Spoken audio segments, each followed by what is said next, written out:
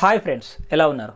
ఈ వీడియోలో మనం యూపీఎస్సీ సివిల్స్ అంటే ఏంటి, అసలు యూనియన్ పబ్లిక్ సర్వీస్ కమిషన్ నిర్వహించే సివిల్స్ ఎగ్జామ్స్ ఎట్లా ఉంటాయి, మరి అందులో ఎన్ని దశలు ఉంటాయి, మరి దీనికి సంబంధించి మాకు ఒక అవగాహన కోసం ఒక వీడియో చేయండి బ్రదర్ అని చాలామంది అన్నారు. ఇంకొంతమంది ఏమన్నారంటే, బ్రదర్ యూపీఎస్సీలో కూడా తెలుగు సాహిత్యం ఉంటుందట కదా, ఒక 2 పేపర్లు ఉంటాయని విన్నాను, అసలు ఎట్లా ఉంటుంది, అసలు ఏంటి దాని విశేషాలు ఏంటి, దాన్ని పూర్తిగా విశ్లేషిస్తూ ఒక వీడియో చేయండి అన్నారు. మరి అలాంటి వాళ్ళందరి కోసం తెలుగు వాళ్ళు కూడా మరి యూపీఎస్సీ సివిల్స్లో మంచి మార్క్స్ సంపాదించడానికి మరి ఎలాంటి మార్గాలు ఉన్నాయి, అవన్నీ ఈ వీడియోలో నేర్చుకునే ప్రయత్నం చేద్దాం. UPSC union public service commission మన భారతదేశంలో అత్యున్నత సర్వీసులు అయినటువంటి ఉద్యోగాలు భర్తీ చేసే సంస్థ యూపీఎస్సీ. మరి ఐఏఎస్ కానీ, ఐపీఎస్ కానీ, ఐఎఫ్ఎస్ కానీ, అంటే ఇట్లా administrative service, Indian police service, Indian foreign service, ఇట్లా Indian postal service, Indian forest service, ఇట్లా చాలా ఐఆర్ఎస్ ఇండియన్ రెవెన్యూ సర్వీస్, ఇట్లా మన దేశంలో ఉన్నత స్థాయి ఉద్యోగాలు అంటారు కదా, వాటిని భర్తీ చేసే సంస్థ యూపీఎస్సీ. ఇది సెంట్రల్ గవర్నమెంట్ పరిధిలో పనిచేస్తుంది. ఇది రాజ్యాంగ ప్రతిపత్తి కలిగినటువంటి ఒక స్వతంత్ర సంస్థ.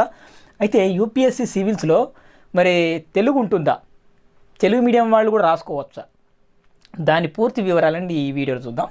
అయితే ఎగ్జామ్ ప్యాటర్న్ ఎట్లా ఉంటుంది, మరి 2020 నోటిఫికేషన్ మొన్న రిలీజ్ అయింది, మరి దానికి సంబంధించిన డీటెయిల్స్ ఏంది, దాని వ్యవస్థ ఎట్లా ఉంటుందో ఒక్కసారి చూద్దాం. అయితే ఇందులో మొత్తము 3 దశలు ఉంటాయి. ఒకటి ప్రిలిమ్స్ అని, రెండవది మెయిన్స్ అని, మూడవది ఇంటర్వ్యూ అని ఉంటుంది. ఓవరాల్గా తీసుకుంటే ప్రిలిమ్స్లో మరి 2 పేపర్లు ఉంటాయి. ఒక్కొక్క పేపర్ మరి 200 మార్కుల చొప్పున ఉంటుంది. పేపర్ 1 200 మార్కులు, పేపర్ 2 200 మార్కులు, ఇట్లా 2 పేపర్లు కలిపి 400 మార్కులు ఉంటాయి. మరి ఇది జస్ట్ క్వాలిఫైయింగ్ పేపర్. మరి 33% మార్కులు వస్తే దీంట్లో క్వాలిఫై అయినట్టే. ఇవి ఫైనల్గా మన ర్యాంకింగ్లో దీన్ని పరిగణలోకి తీసుకోరన్నమాట. జస్ట్ క్వాలిఫై కోసం general studies paper 1, general study paper 2 అని 2 ఉంటాయి. ఇక తర్వాత మెయిన్స్ ఉంటుంది. ఈ మెయిన్స్లో ఇది డిస్క్రిప్టివ్ మెథడ్లో ఉంటుందన్నమాట. అంటే ఈ ప్రిలిమ్స్ మాత్రం ఆబ్జెక్టివ్ మెథడ్లో ఉంటుంది. మరి ఏబిసిడి ఇట్లా గుర్తించడము. ఇక మెయిన్స్ విషయానికి వచ్చినట్లయితే అట్లా ఉంటుంది. ఇది డిస్క్రిప్టివ్ అంటే రాయటం ఉంటుంది, ఎస్సే రైటింగ్. సో ఇక్కడ డిస్క్రిప్టివ్ అండ్ ఎస్సే ఈ 2 రకాలుగా ఉంటుంది. దీంట్లో పార్ట్ ఏ పార్ట్ బి అని 2 రకాలు ఉంటుంది. మళ్ళీ మెయిన్స్లో పార్ట్ ఏ పార్ట్ బి ఉంటుంది మొదటి దశ. పార్ట్ ఏలో మరి 300 మార్కులు ఉంటాయి, పార్ట్ బిలో 300 మార్కులు ఉంటాయి. మరి పార్ట్ ఏ మన ఇండియన్ లాంగ్వేజెస్, మన భారతదేశంలో మరి ఏదైనా ఒక భాషను సెలెక్ట్ చేసుకోవచ్చు. ఇక పార్ట్ బి అయితే కంపల్సరీ ఇంగ్లీష్ ఉంటుంది. వీటిలో మరి జస్ట్ క్వాలిఫై అయితే సరిపోతుంది. ఇవి కూడా క్వాలిఫైయింగ్ పేపర్సే.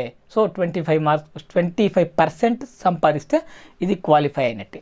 ఇక నెక్స్ట్ అసలు ర్యాంకింగ్లోకి తీసుకునే దశ, పరిగణలోకి తీసుకునే దశ ఇక్కడ నుంచి స్టార్ట్ ఉంది. ఇవి పార్ట్ ఏ పార్ట్ బి కదా, ఇక్కడ పార్ట్ 1, పార్ట్ 2, 3, 4, 5, 6, 7. అయితే ఈ రెండింటి మనం ఒకసారి గుర్తుంచుకుందాం, తర్వాత చెప్తాను.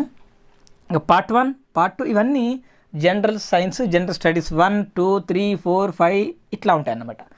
ఈ విధంగా 5 పేపర్లు, ఒక్కొక్క దానికి 250 మార్కుల చొప్పున ఉంటుంది. ఇక్కడ లాస్ట్ మాత్రం మరి ఆప్షనల్ సబ్జెక్ట్ అని ఉంటుంది. ఆప్షనల్ సబ్జెక్ట్ అంటే మనము తెలుగు వాళ్ళు కాబట్టి తెలుగు ఉంటుంది. సో ఈ ఆప్షనల్ సబ్జెక్ట్ని ఒక పేపర్ని 2గా డివైడ్ చేయడం జరుగుతుంది. సో ఆ విధంగా 6వ పేపర్ 7వ పేపర్ కూడా ఉంటుందన్నమాట. సో ఈ విధంగా మొత్తం 7 పేపర్లు మరి 1750 మార్కుల చొప్పున ఉంటుంది. అయితే ఈ 2 ఆప్షనల్ సబ్జెక్ట్స్ అంటే ఒకే సబ్జెక్ట్ 2గా డివైడ్ అవుతుంది కదా, 500 మార్క్స్, 250.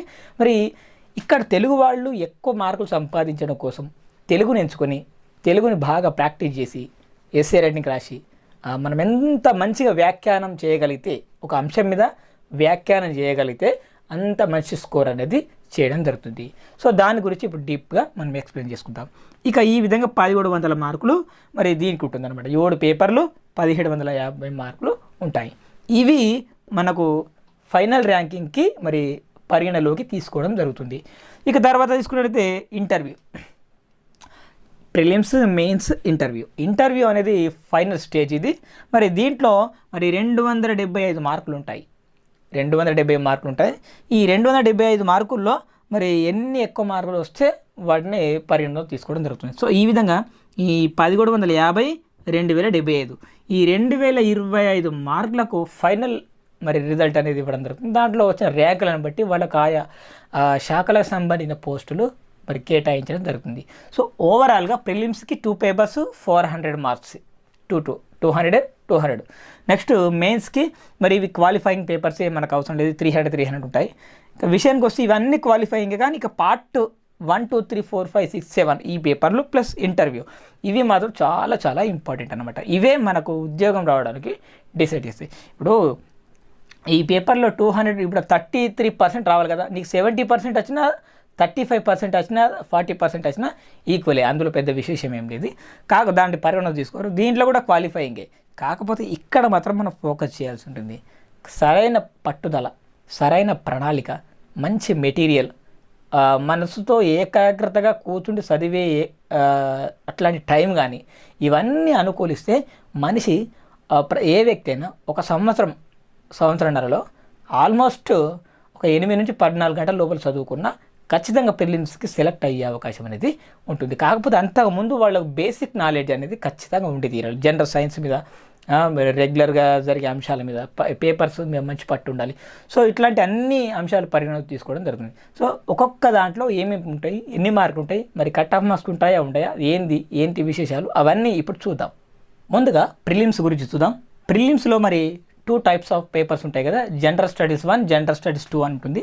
అయితే ఈ జనరల్ స్టడీస్ 1, జనరల్ స్టడీస్ 2 అని ఉంటుంది కదా, మరి దీంట్లో ఒక్కొక్క దాంట్లో ఒక్కొక్క రకంగా ఉంటుంది. మరి అదేంటో ఒకసారి చూద్దాం.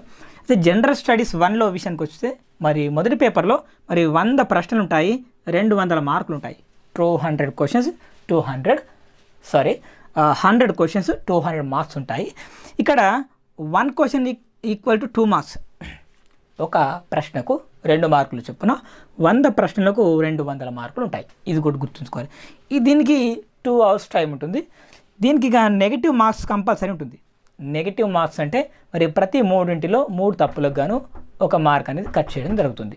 ఇక క్వాలిఫైయింగ్ పేపర్ అంటే GS 1 అనేది, జనరల్ స్టడీస్ 1 అనేది జస్ట్ క్వాలిఫై కోసమే.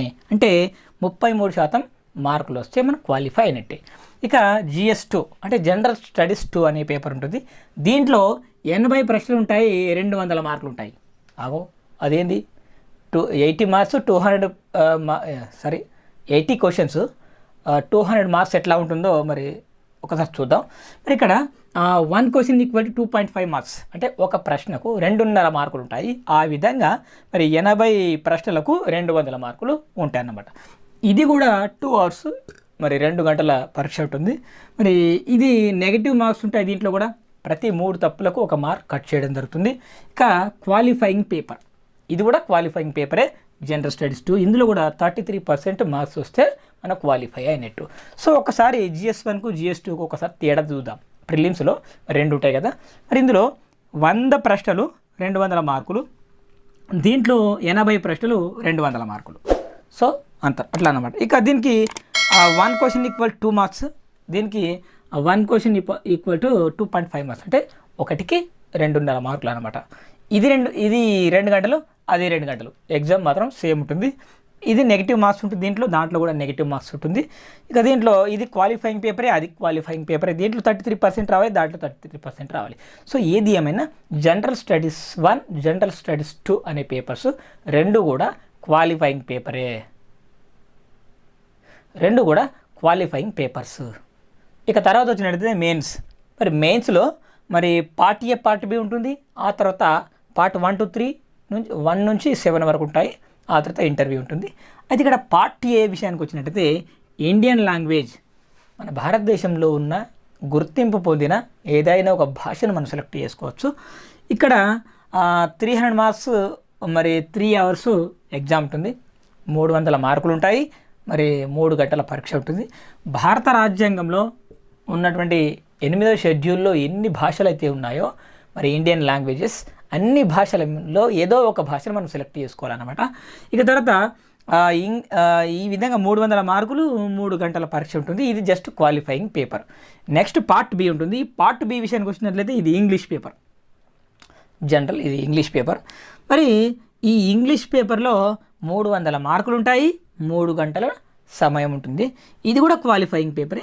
సో ఇట్లా ఈ 2 కూడా మరి 25% తెచ్చుకోగలిగితే 100కు మరి 25 అంటే 25% మార్కులు వస్తే మనకు క్వాలిఫై అయినట్టు లెక్క. సో ఈ విధంగా మరి పార్ట్ ఏ కానీ పార్ట్ బి కానీ ఈ రెండింటిలో మనకు క్వాలిఫై అయితే సరిపోతుంది. అంతేగాని ఈ మార్కులని మనకు ర్యాంకింగ్ లిస్ట్లో ఫైనల్ లిస్ట్లో మనకు చేర్చారనమాట. సో ఈ విధంగా ప్రిలిమ్స్ జస్ట్ క్వాలిఫై అవ్వాలి, అది 33% మార్క్స్ రావాలి. మెయిన్స్లో పార్ట్ ఏ పార్ట్ బి 2 పేపర్లు కూడా జస్ట్ క్వాలిఫైయింగ్, కాకపోతే ఇవి ఇంకొంచెం తక్కువ 25% వస్తే సరిపోతుంది అనమాట. ఇక తర్వాత వచ్చినట్టయితే మెయిన్స్. మరి మెయిన్స్లో మరి part A part B qualifying అయిన తర్వాత మళ్ళీ నెక్స్ట్ పార్ట్ 1, 2, 3, 4, 5, 6, 7 అని ఇట్లా పేపర్స్ ఉంటాయి, 7 పేపర్లు ఉంటాయి.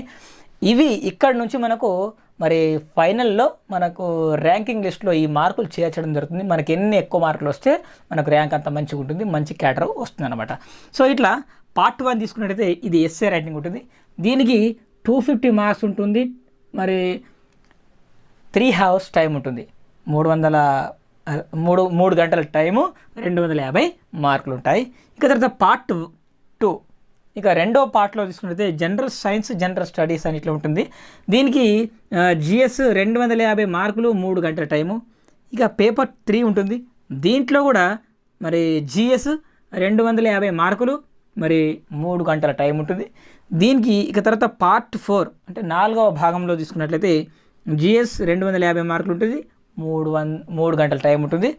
ఇక తర్వాత తీసుకుంటే పార్ట్ 5 అంటే 5వ పార్ట్లో 5వ భాగంలో జిఎస్ 250 మార్కులు ఉంటుంది, 3 గంటల టైం ఉంటుంది. సో ఈ విధంగా పార్ట్ 1 250, పార్ట్ 2 250, 3, 4, 5 250 ఇట్లా మొత్తం. మరి ఇంకా 2 పేపర్లు ఉంటాయి, అవి ఆప్షనల్ సబ్జెక్టులు, వాటి గురించి కూడా మళ్ళీ చెప్తాను. సో ఈ విధంగా ఇవన్నిట్లో ఎన్ని ఎక్కువ మార్కులు వస్తే మనకు ఆ స్కోర్ అనేది అంత మంచిగా ఇంప్రూవ్ అవుతుంది అనమాట. సో ఈ విధంగా జనరల్ సైన్స్ జనరల్ స్టడీస్ ఇవన్నీ మనకు చాలా చాలా ఇంపార్టెంట్ అన్నమాట. ఇక పార్ట్ 6 పార్ట్ 7 విషయానికి వచ్చినట్లయితే ఆప్షనల్ సబ్జెక్ట్ ఉంటుంది. ఈ ఆప్షనల్ సబ్జెక్ట్ని మరి 2 పేపర్లుగా డివైడ్ చేయడం జరుగుతుంది. సో 500 మార్క్స్ని మనకు నచ్చిన భాషను మనం సెలెక్ట్ చేసుకోవడం జరుగుతుంది. సో అట్లా పేపర్ 1 250, పేపర్ 2 250. సో ఓవరాల్గా 500 మార్క్స్ ఉంటాయి. సో ఈ విధంగా మొత్తం 7 పేపర్లు ఉంటాయన్నమాట. సో మరి ఇందులో మనం తెలుగు సాహిత్యం కనుక మనం సెలెక్ట్ చేసుకున్నట్లయితే మనకు ఆ తెలుగు భాష మీద మంచి పట్టుంటే ప్రాచీన కాలం నుంచి ఆధునిక కాలం వరకు మంచి సాహిత్యం మీద మనకు గ్రిప్ ఉన్నట్లయితే, అసలు ఏమాత్రం గ్రిప్ లేని బేసిక్ నాలెడ్జ్ ఉన్నా పర్వాలేదు, అలాంటి వాళ్ళు కనుక అంటే దీనికోసం తెలుగు సాహిత్యం లిటరేచర్ని సపరేట్గా వాళ్ళు సిలబస్ డిక్లరేషన్ చేయడం జరుగుతుంది. ఆ సిలబస్ ఏదైతే పెడతారో అది మాత్రం మనం గట్టిగా ప్రిపేర్ అవుతూ మరి చూసుకుంటే సరిపోతుంది.